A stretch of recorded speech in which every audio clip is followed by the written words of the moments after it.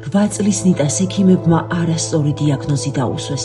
საძირი არტერიების დაავადება, ინკინგი და კოალინგი. შესაბამისად მკურნალობაც არასწორად წარიმართა, რამაც ბავშვის ჯანმრთელობის მდგომარეობა დაამძიმა. გონების დაკარგვა, შეტევები, მხედველობის და სმენის დაქვეითება, გაუსაძლისი ტკივილები. ეს არასრული ჩამონათვალია, რასაც ეს პატარა ანგელოზი უძღებს.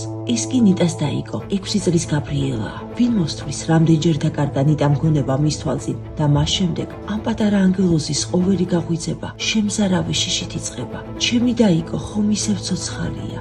ბავშვი იმდენად კეთილია, რომ თავისი საყვარელი სენდვიჩი მიუსაფარი ძაღლისთვის არ დაინანა, იმის მიუხედავად რომ თვითონაც ძალიან შიოდა. საკმარისია მხოლოდ ერთხელ ჩახედოთ გოგონას თვალებში და მაშინვე მიხვდებით, რომ მისი პაწაწინა გული დარდითა და სევდით არის სავსე. ჩემმა დაიწყო თუ წამლები არ მიიღებს მოკვლევა. ძალიან მიყვარს ჩემი დაიწყო და ნერვიულობ. სადაც არის ახალი წელი დადგება? რას ისურვებდი? ნიტა იყოს კარგად. შენთვის არაფერს არ ისურვებდი? არა, მარტოსეჩ უქრებს ისურვებდი ნიტასთვის. ყველასაც უქარი ნიტას?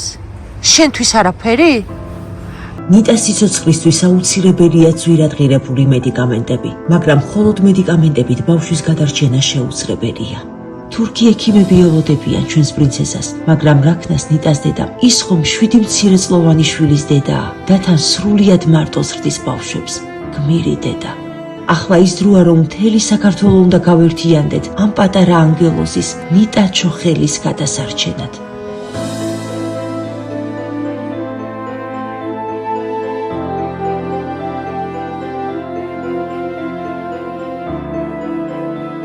გადარიცხეთ ნებისმიერი თანხა ჩერნოვეცკის ფონდის ოფიციალური საიტის მეშვეობით.